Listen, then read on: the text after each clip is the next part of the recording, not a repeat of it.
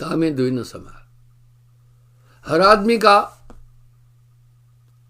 Attraction या ध्यान एक ही जगह पर होगा। प्रेम गलियति संकृता में द्विन समय। जिस चीज में अधिक आपकी रुचि है उधर ही जाओगे। बाल बच्चों में है तो उधर ही मंडराओगे मौत के बाद। साहब इसकी हामी भर रहे हैं। जाकी सूरत लाग रहे जयमा, कहे कबीर पहुंचाऊं तहमा। जिसकी सूरत जहां लगी है वहीं जाएगा। अब देखते हैं कहां कहां सूरत लगी होती है। कामी का गुरु कामनी। जो आदमी काम वासना वाले, उनका हमेशा ध्यान औरत में ही रहेगा, हमेशा। बस उन्होंने पूरा ध्यान उधर ही लगा रखा। आप खुद देखो ना, आपका ध्यान कहां लगा। ध्यान खुद नहीं लगा है, आपने लगवाया है। लोभी का गुरु दाम। मैंने एक प्रसंग में एक बार बताई थी।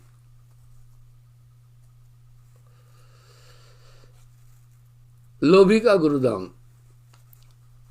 एक सेठ था, बड़ा लालची था। शुभ कर्म तो किए नहीं थे, क्योंकि जिसमें लालच है उसमें पाप होगा ही होगा। लोभ का पुत्र ही पाप है। जब लोभ आ जाता है तब आदमी विचार नहीं कर पाता, अविचार आ जाता है, बुद्धि कुंठित हो जाती है। लोभ पर तो साहब ने करारा प्रहार किया है।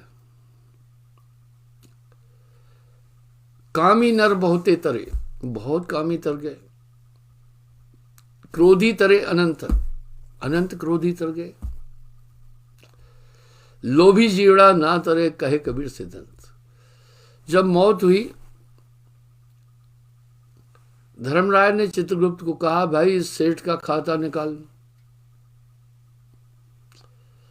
जब खाता निकाला, बोला महाराज इसने बहुत बड़े पाप किए हैं, इसको हजारों साल तो नरक में रहना है। एक शुभ काम है इसका, एक महात्मा को भोजन खिला दिया था, इसलिए इसे 100 साल स्वर्ग में रहना है।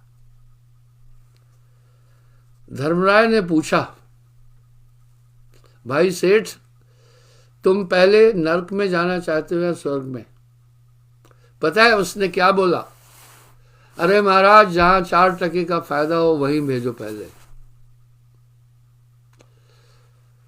तो आप विचार करें आपका ध्यान कहां है।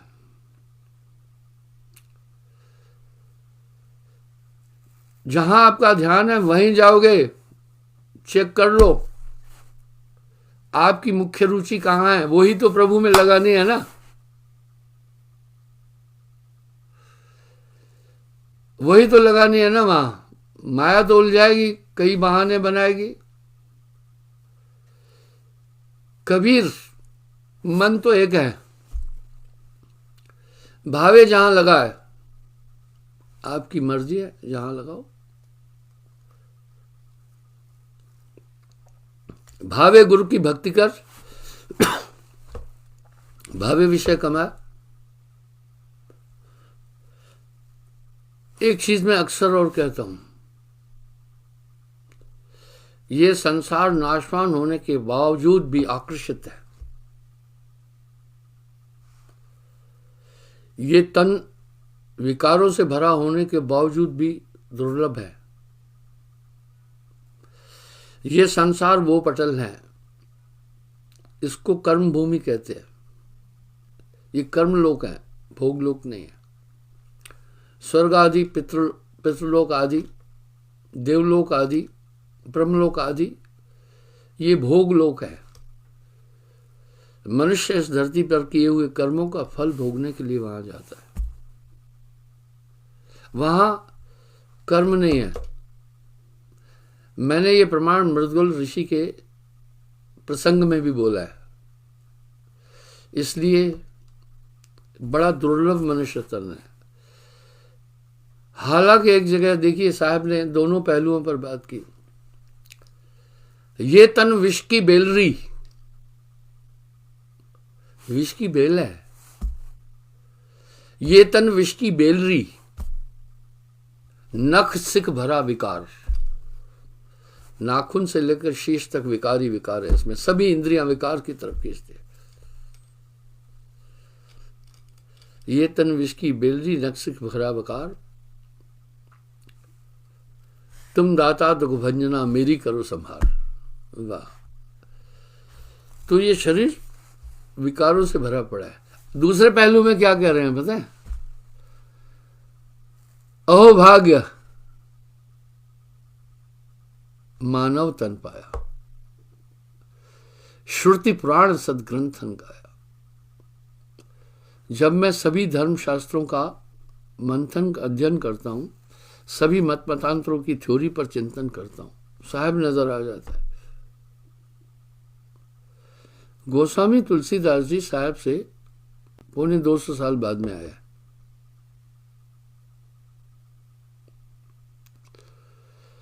अगर आप उत्तरकांड का अध्ययन करेंगे तो साहब उसमें आपको दिखाई देगा।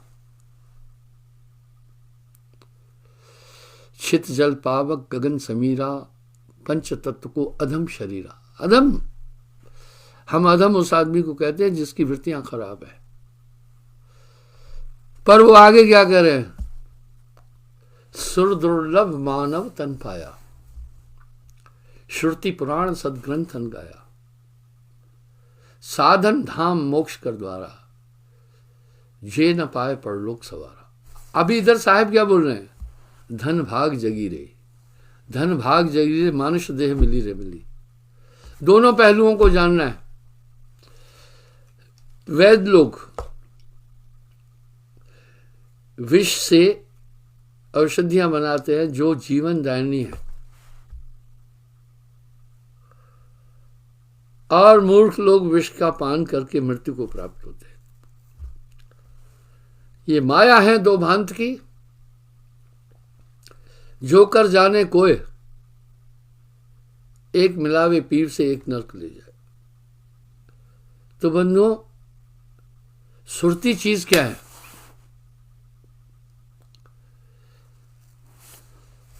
एक बूंद समुद्र का अंश है। बूंद को जब हम समुद्र में डाल देते हैं उसका तद्रूप होती है। वाह! एक अंगारा आग में डाले तो उसका तद्रूप हो जाता है। इसी तरह आत्मा परमात्मा का अंश है। इसलिए इतनी आकर्षण शक्ति और सत्ता में कि जब आप उसका ध्यान करते उसी का रूप हो जाते हैं।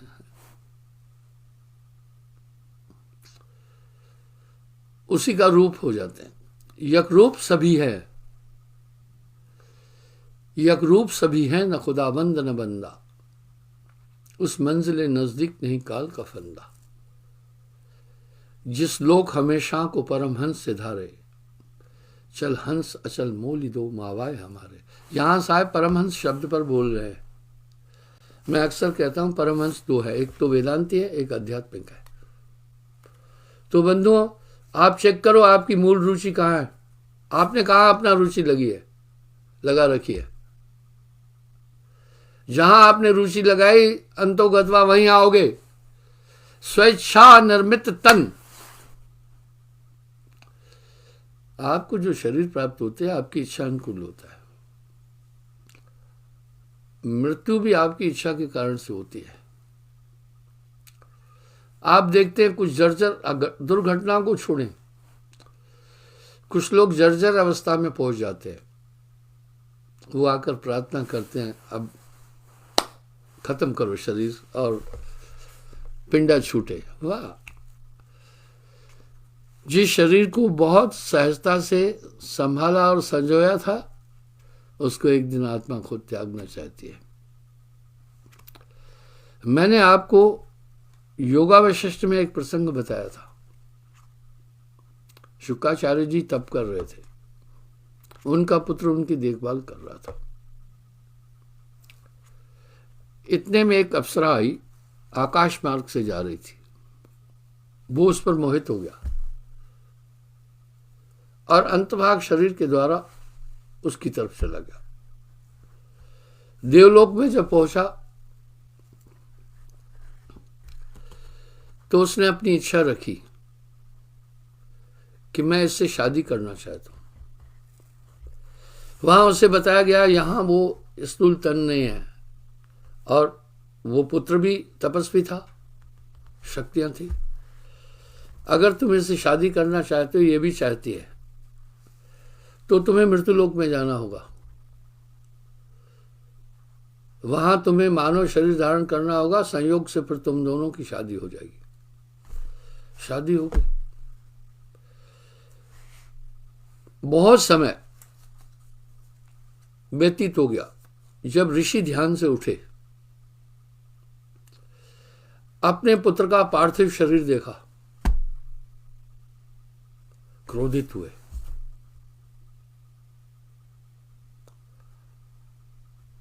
और काल को श्राप दिया, जाओ तुम नष्ट हो जाओ। तपस्या के कारण शक्तियां थी, काल प्रकट हुआ। बोला, हे ऋषिवर, मैं तुम्हारे श्राप से नष्ट नहीं होऊंगा। तुम्हारा ये श्राप अज्ञानता के कारण है। तुम्हारा पुत्र तो स्वेच्छा के कारण ही ऐसा हुआ। अप्सरा आकाश मार्ग से जा रही आकर्षित हुआ, तुम्हें छोड़कर के वो उसकी तरफ चला गया। देवलोक में पहुंचा तो उसको कहा, भाई यहाँ शादी, इसने इच्छा रखी कि शादी करना है। कहा, भाई यहाँ शादी नहीं होती है, क्योंकि ये फिजिकल बॉडी नहीं है। यहाँ दोनों की अगर इच्छा है तो मृत्युलोक में जाओ और वहां ये नारी रूप में जन्म लेगी, तुम नर रूप में, फिर शादी हो जाएगी संयोग से। बोला, इस तरह से उनकी शादी हुई। और सतयुग में लंबी आयु थी, 1 लाख साल अवस्था थी। बोला, इसकी मृत्यु के पीछे मैं तो मेरा कारण ही नहीं है कोई। फिर बोला, काल ने कहा, हे ऋषिवर, सोचो अगर काल नहीं होगा तो मनुष्य कितना व्यथित हो जाएगा। मैंने काल पर एक कविता लिखी है, मृत्यु पर। चिता संगनी मृत्यु तेरा, संपर्क अतीत जगत से है। निर्झर जीवन की तू गति, अस्तित्व तेरा जीवन से है। तू स्रोत अनंत जीवन बिंदु नना। वाह, तू स्रोत अनंत जीवन बिंदु नना। बोला, हे ऋषिवर, ये मृत्यु जीवन का ही एक भाग है। और वहां योग शक्ति से उसको दिखाया। ऋषि ने अपने पुत्र को देखा, बोला, और उसकी फिर स्मृति भी अपनी योग शक्ति से दिखाई। ये प्रसंग योगावशिष्ठ महारामायण में है। यानी आपकी जहां इच्छा होगी, यानी उस समय उसकी इच्छा पितृ सेवा से हट करके उस नारी की तरफ चली गई। यही व्यथा है। तभी साहिब वाणी में एक बात कह रहे हैं, मन जाता है जाने दे, गह के राख शरीर, उतरा कड़ा पड़ा कमान से। क्या कर सकता थी। क्षमा चाहता हूं, आज मेरा ओपन प्रोग्राम है सतवारी में, मुझे जल्दी पहुंचना है। वहां भी मैं लाइव प्रोग्राम भी दूंगा। तो इस तरह से आप चेक करो आपकी कहां रुचि है, आपने अपनी रुचि कहां बनाई है। इसी मृत्युलोक में मनुष्य आकर के आगे का रास्ता खुद बनाता है।